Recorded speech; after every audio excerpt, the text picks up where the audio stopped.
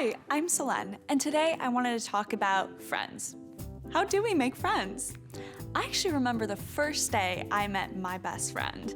It was grade 1, first day of school. I was kind of nervous and scared, and I was at the back of the fence on the field, and she was the closest person to me. And she looks at me and she asks, "Do you want to be friends?" And we've been friends for at least 10 years now. It's easy to love people that we connect with well, but did you know that God wants us to love our enemies too? Let's watch today's God story and learn what that's all about.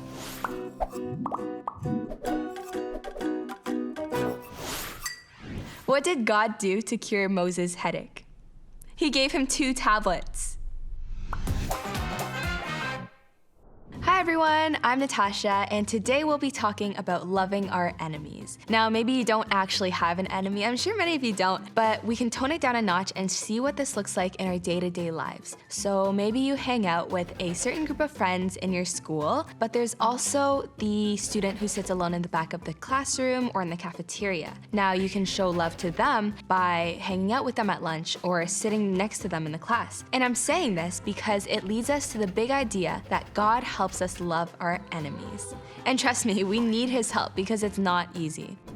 We've been learning the story of a guy named David and how he was chosen by Samuel to be the next king of Israel. Even though David was the youngest of all his brothers, God chose him to be the next king because God looks at what is inside our hearts. Even though David was young, we can learn from him that we are never too young to serve God. Then we heard the story of David and his willingness to take on Goliath. And even though everyone else had ideas for what David should do or who he should be, he was just who God created him to be. Now, David still isn't the king. The king was a man named Saul. Saul had listened to God at first, but then he didn't. In fact, he disobeyed God. Saul got to know David because David played the harp to calm Saul down. And then David fought Goliath, so Saul, as promised, allowed David to marry his daughter. And David became best friends with Saul's son, Jonathan.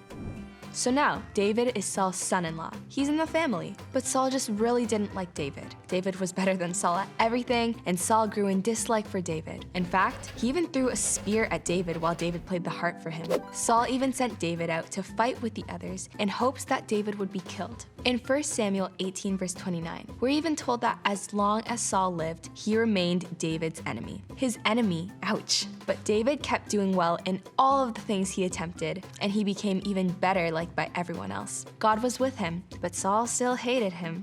In fact, Saul got even more risky and tried to have David killed. David escaped and went with Samuel. Remember Samuel? Judge and prophet who anointed David to be the future king of Israel. Then Saul sent some of his men to go and get David. But the Spirit of the Lord came on those men, and they began to prophesy, so to speak on behalf of God or say what God would do. He sent more men, and that happened to them too. And so he sent more men, and it happened again. So Saul went himself, and the Spirit of the Lord came on him too, and he began to prophesy. At this time, David went off to find Jonathan. Now remember, his BFF and Saul's son. David wanted to find out if Saul was trying to kill him. Jonathan said he'd find out and let David know. Turns out he was in fact trying to kill David. So David fled, but Saul pursued him.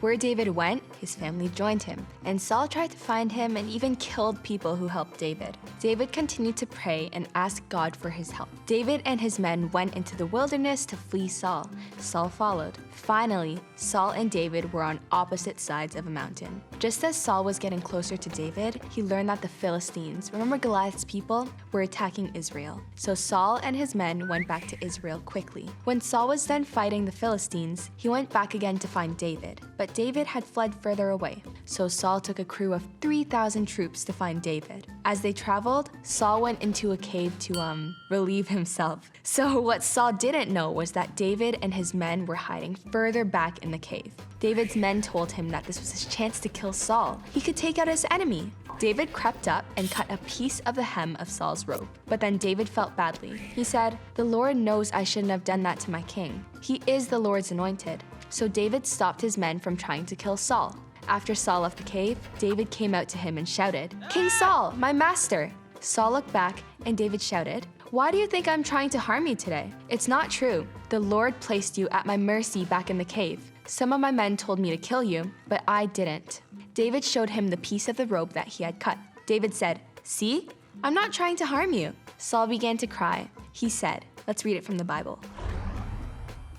"You are a better person than I am," he said. "You have treated me well, but I have treated you badly. You have just now told me about the good things that you did to me. The Lord handed me over to you, but you didn't kill me. Suppose a man finds his enemy. He doesn't let him get away without harming him. May the Lord reward you with many good things. May he do it because of the way you treated me today. I know for sure that you will be king. I know that the kingdom of Israel will be made secure under your control." People don't usually treat their enemies well. In Saul and David's time, it would have been very common to kill your enemy. But David doesn't kill Saul. David doesn't even treat Saul poorly. Even when Saul was horrible to David, David was kind to Saul. David was close to God, talked to God, trusted God, and did as God wanted him to do. As David got to know God and served him well, he knew that God would want him to treat even his enemy, Saul, well. And that reminds me of today's big idea. God helps us love our enemies. It's Natasha, and I'll see you next time. Bye!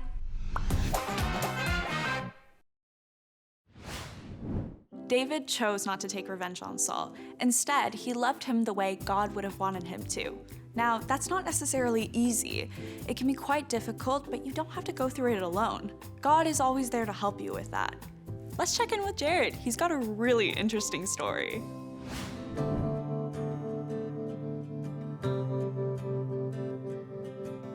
I would definitely describe myself as an introvert. I channel my energy by being alone or by being with very close friends or family who don't drain energy out of me.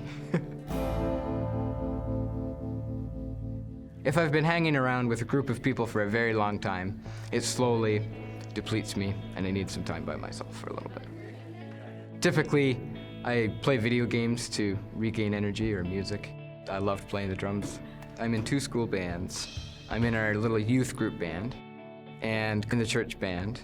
My first school I went to was Father Hennepin Catholic School. In grade 9, we moved to Stony Creek, where I attended Saltfleet District High School. So, first day at Saltfleet, I was the lonely kid. I went into it not knowing anybody, because we had just moved to Stony Creek. Lunchtime is sort of that awkward time where if you don't have a group of friends, you're just sort of sitting by yourself. So I had found a couple people from my previous classes and sat with them for a bit, but that didn't last very long because they liked to go to the library.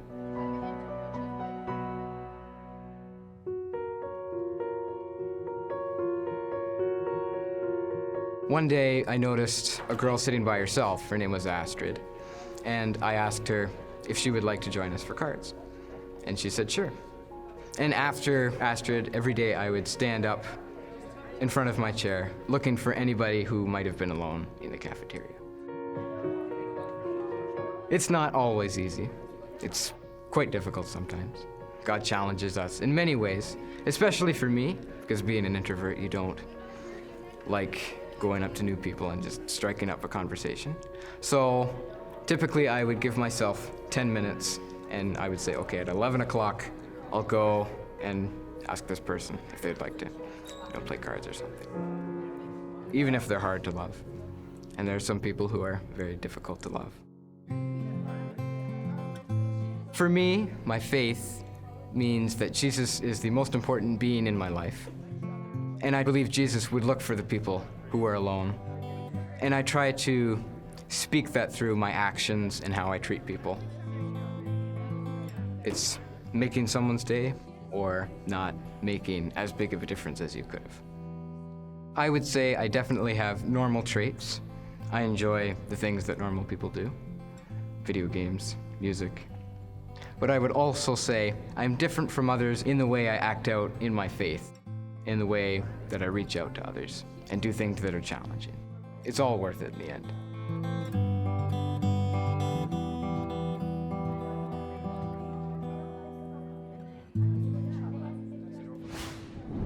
I love what Jared did. He believed that he should look out for the people who are lonely because that's what Jesus would do. And as he said, sometimes it can be really hard to love people who hurt you or bully you, but God helps us love our enemies. Well, now it's time to break up into our small groups and see what this would look like in our lives.